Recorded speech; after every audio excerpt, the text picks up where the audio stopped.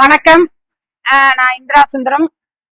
இப்ப பாத்தீங்கன்னா மயிலாடுதுறையில இருந்து முரளிங்கிறவருக்கும் லதாங்கிறவங்களுக்கும் இன்னைக்கு நாங்க கல்யாணம் சிறப்பா நடத்தி முடிச்சிட்டோம்.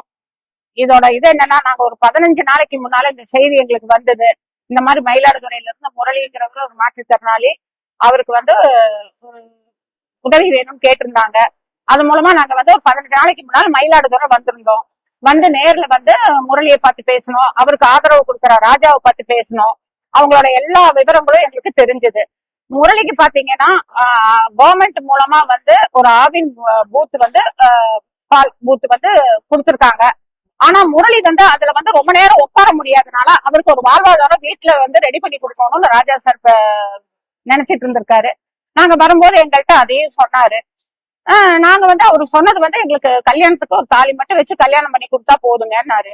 ஆனா எனக்கு அவங்களோட சூழ்நிலையை பார்க்கும்போது ரொம்ப கஷ்டமா இருந்தது.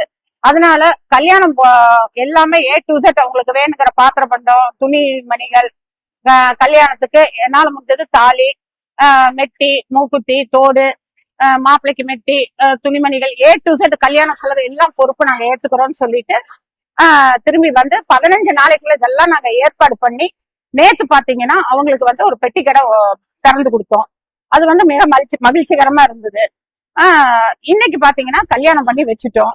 அவங்களோட புது வாழ்க்கை, அதாவது பாத்தீங்கன்னா இவங்களோட கல்யாணம் ஒரு அன்புக்கும் ஒரு ஆதரவுக்கும், ஒருத்தங்களுக்கு ஒருத்தங்க ஒரு ஆதரவுக்காகவே நடத்தப்பட்ட கல்யாணம் இது.